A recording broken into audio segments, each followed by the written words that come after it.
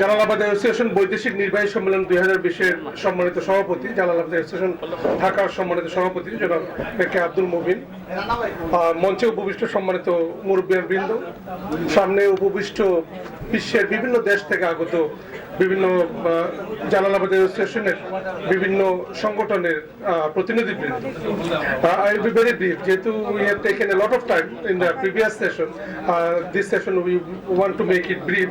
So আমি শুধু সামান্য কিছু বিষয় উপস্থাপন করব যেটা আমরা জালালাবাদ অ্যাসোসিয়েশন করছি এবং করতে চাই। তারপরে যদি আপনাদের কোনো বক্তব্য থাকে শোনা যাবে। কিছুদিন আগে একটা অনুষ্ঠানে ছিলাম, বাংলাদেশ অর্থনীতি সমিতির একটা অনুষ্ঠান ছিল। এক টেবিলে আমরা 10 জন বসছি, তার মধ্যে 5 জন সিলেটি, ফরজুদ্দিন স্যার সহ।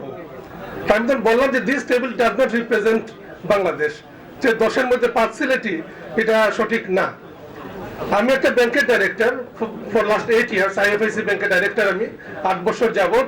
আইএফআইসি ব্যাংকের বোর্ডে আমরা 7 জন মানুষ, 7 জনের মধ্যে আমরা সিলেটি আছি 3 জন, আমি আনোয়ারুজ্জামান চৌধুরী, সাকিব, আমরা 3 জন Sylheti. This also does not represent Bangladesh. যে আইএফএসি বোর্ড দিয়ে কেউ যদি মনে করে যে সিলেটিরা খুব স্ট্রং, একটা ব্যাংকের 7 জন বোর্ড মেম্বারের মধ্যে 3 জন Sylheti, it is not true. কারণ আমরা যে অবস্থানে ছিলাম ইন 47 or বিফোর 47, তারপরে ক্রমাগত ডেটোরিয়েট করছি আমরা। 1988-তে আমি ছোট চাকরি করতাম, আমি তখন এনডিসি ছিলাম একটা জেলায়, চাঁদপুরে। ওই সময় শুধুমাত্র হবিগঞ্জের ডিস্ট্রিক্ট জাজ ছিল 8 জন সারা দেশে।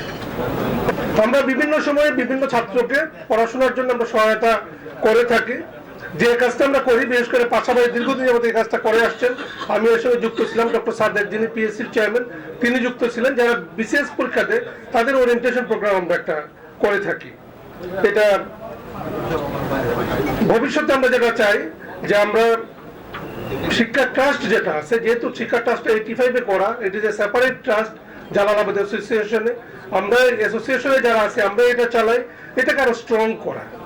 অর্থাৎ আমরা এই ধারণা দিতে চাই যে সিলেটে কোনো ছাত্র, ছেলে বা মেয়ে, তারা যেন এই ফিলিংটা আসে সিলেটে যে আমরা যদি ঢাকাতে পড়ার সুযোগ পাই, ঢাকাতে যেতে পারি, তাহলে আর্থিক সমস্যায় অর্থের অভাবে আমাদের পড়াশোনা বন্ধ হবে না। এই ধারণাটা আমরা সিলেটি বাচ্চাদেরকে দিতে চাই। এটা আমরা চেষ্টা করবো, একই সঙ্গে আপনারা যদি সহযোগিতা করেন এর সঙ্গে, এটা আরো স্ট্রং হতে পারে।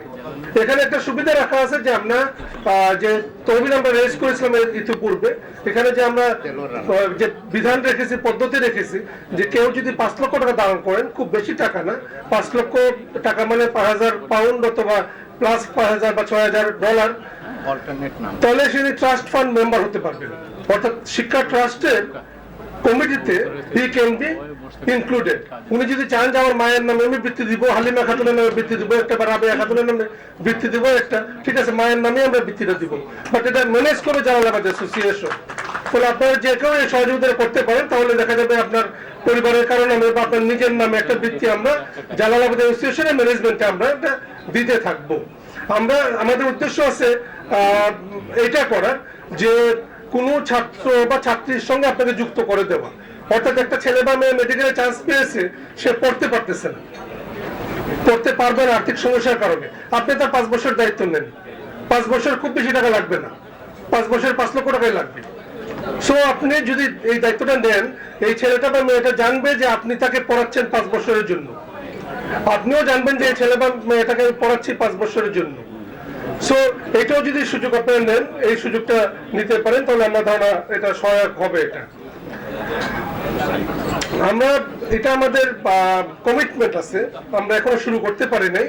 এটা হলো যে এডমিশন ওরিয়েন্টেশন, অর্থাৎ ঢাকাতে ভর্তির জন্য বিশ্ববিদ্যালয়ের পর্যায়ে মেডিকেলে, ইঞ্জিনিয়ারিং এ যারা ভর্তি হতে আসবে তাদের ওরিয়েন্টেশন প্রোগ্রাম চালু করা, এটা আমাদের পরিকল্পনা আছে, আমরা এখনো চালু করতে পারি নাই। জালালাবাদ দ্বিতীয় ভবনের কথা সেক্রেটারি সাহেব বলেছেন, এটা আমাদের কমিটমেন্ট ছিল যে আমরা একটা দ্বিতীয় ভবন করব, যেখানে প্রবাসীদের এবং ছাত্রছাত্রীদের সাপোর্ট থাকবে।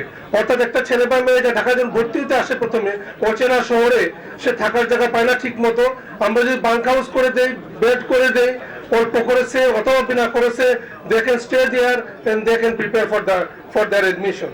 এটা করে আমাদের ইচ্ছা আছে, আমরা জায়গা কেনার প্রসেসে আছি। সেক্রেটারি সাহেব বলেছেন আমরা হয়তো একটা প্লট কিনে ফেলবো সহসাই, এবং সেখানে আমরা দ্রুত স্টিল স্ট্রাকচার দিয়ে একটা সাময়িক বিল্ডিং করার একটা চিন্তা আমাদের আছে আপাতত। আমরা একই সঙ্গে বিসিএস ওরিয়েন্টেশন যেটা করতাম, এটা ব্যাংকের চাকরির জন্য, আইএসএসবির জন্য এবং ফর আদার জবস, এটা এই ওরিয়েন্টেশন প্রোগ্রাম চালু করার পরিকল্পনা আমাদের রয়েছে।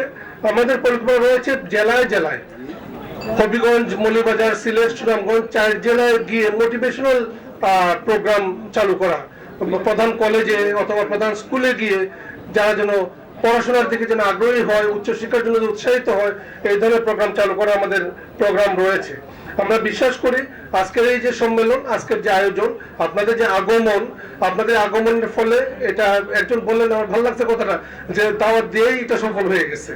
সার্টেনলি দাওয়াত দেওয়াটা একটা স্টেপ, আপনাদের আগমনে নিঃসন্দেহে এটা সর্বত সুন্দর যেটা বলে এটা হয়েছে। এবং আপনাদের সঙ্গে আমাদের যে সম্পর্ক, এই যে ইন্টারাকশন, মিথস্ক্রিয়া যেটা বলে, আপনাদের আগমনের কারণে এটা আরো স্ট্রং হবে, আরো শক্তিশালী হবে। এবং আমরা বিশ্বাস করি, আমরা আশা করি যে আমরা ভবিষ্যতে নিয়মিত এইভাবে বসতে পারবো।